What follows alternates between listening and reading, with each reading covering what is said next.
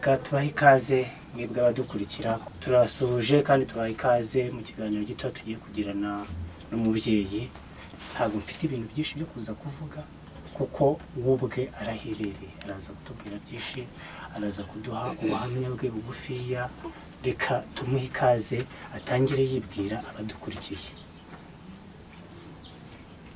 Okay, ndamusabima amafaranga karibu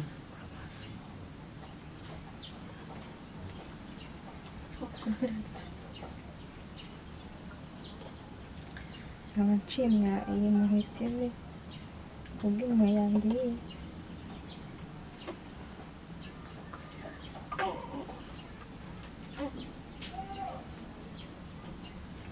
kaza kumbura mu bitaro nari ngiye guheramo bana byumva ko nishimiye ni ababyeyi kuko mu buzima ndimo ndi umukene nta kazi ngira n'umuntu twari turi kumwe bikaba byarabaye ngombwa ko yigendera abisigaramo njyenyine mana nzi ko mbashimiye. Okay, nk'umuntu ahari utabizi ashobora kwibaza se aba bantu bo ku bumuntu cyangwa ku Mpuhwe TV mwamenyanye mute muziranye mute ntekereza yuko mwasenganaga ariko umuntu udukurikiye ashobora kwibaza ese wari umaze igihe kingana gute usengana nabo? Ndumva ntago ni nk'amezi wenda nk'atanu ubwo nagiye ngiye gusenga baramfasha turasenga umutima uraruhuka mbasha kongera gusubira ku murongo nari narihebye mbona ntakunda ukuntu bizagenda ariko mbatekereje ubuzima mbayemo nyine baramfasha gusenga ndabashimira n'ababyeyi. Okay, uti bamfashije rwose narindi mu bitaro ntari bubashe kwishyura ibyo bitaro ndetse ibitaro byarangumanye kubera kubura ubwishyu. Umuntu ashobora kwibaza tekereza ute kuba umaziranye n'umuntu igihe gito kingana kuriya akakuzirikana mumaranye igihe kingana gutya? Ikindi n'uko n'imwe zabo basanzwe n'undi bigirira cyo gituma bazirikana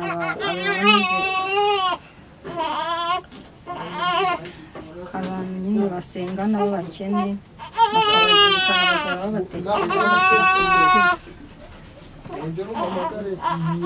Yego arakoze cyane. Ngaho tugereranyirize uko ubona aba bantu n'abandi wenda ari umaranye nab'igihe n'abandi mwabanaga nabo mu buzima bwa buri munsi, aba bantu urababona ute, urabavugaho iki? Ibi ryabo bagira umutima mwiza, bagira impuhwe nyine, mbese ni abantu bakora bafite ikoranabushake mu murimo wabo bakora. Kandi ikindi ndabashimira yuko babashije kuba banyishyurira inzu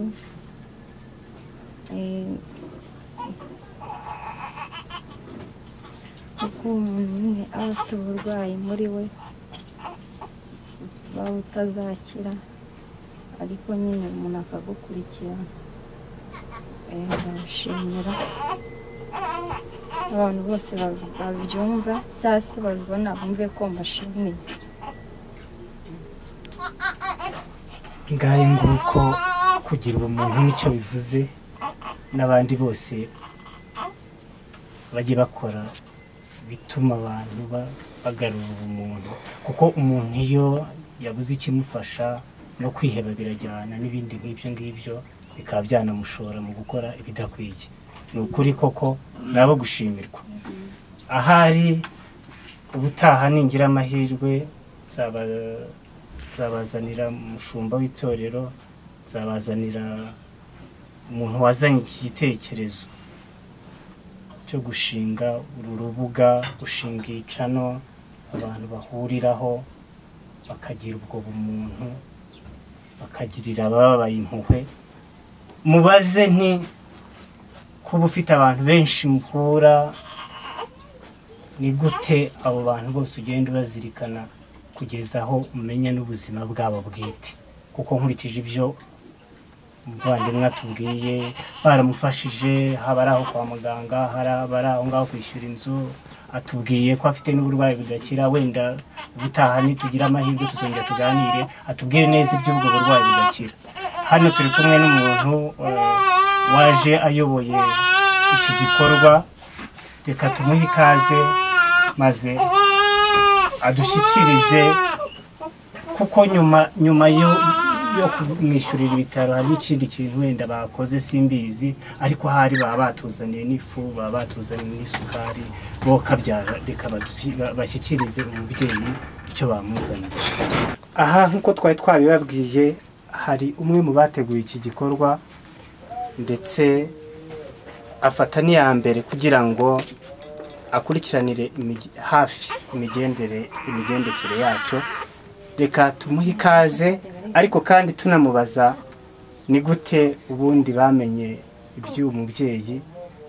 Hari abantu baba ari benshi bababaye, ese amakuru bayamenye bate?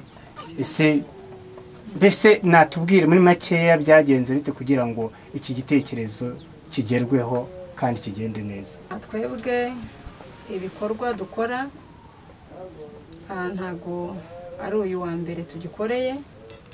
Twebwe ubundi intego yacu ni ugufasha abantu nk'aba ngaba babaye, baba bonyine, bajya kwa muganga bakabafungira mu bitaro bakabura ubwishyu, turabishyurira. Ni abaterankunga, ni umuntu ugira umutima nk'uwo akumva ko ari ngombwa akadufasha, tukegeranya bwa bufasha tukamwishyurira. Byanga yababwiye tumwishyuriye amafaranga ageze mu 125. Tumwishyuriye,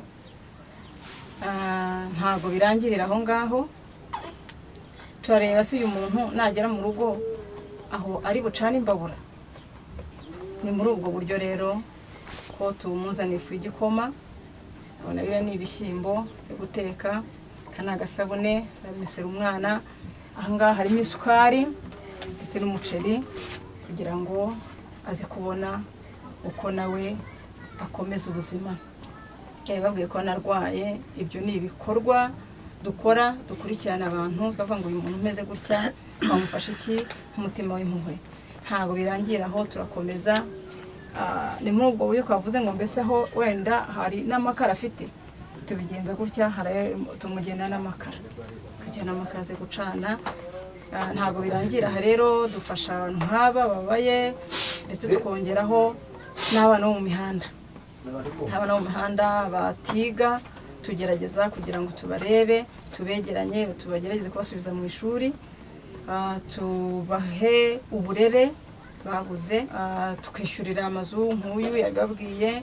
Tugerageza kuvuga se uyu muntu aba mu buhe buzima, tukamwishyurira inzu kugira ngo ubuzima bukomeze. Uko twabonanye rero nta kundi, ni mu buryo bw'urusengero.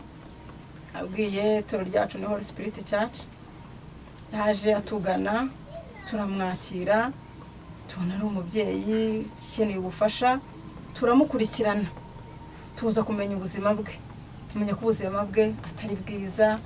Tavuga ngo uyu muntu nk'umuntu udugana tumufashe iki, ko n'ubundi n'abandi tubafasha. Mu bo dufatanyije rero turicara tubiganiraho, tubona ko ari ngombwa ko tugomba kumukura kwa muganga, atagomba kuguma ngo bamufungireyo. Ibyo ni ibikorwa tugenda dukora bitandukanye biciye Umutima w'Impuhwe TV. Ni muri ubwo buryo tugenda tubamenya, ntabwo ari wenyine, hari n'abandi tugenda tubafasha tubikorera. Ibyo bikorwa birakomeza kuri abo bana b'umuhanda, ku babyeyi nk'aba ngaba. Ibyo twumva ari umuhamagaro wacu, ndetse ari n'ibikorwa tugomba gukora twifatanyijemo n'Imana. Murakoze.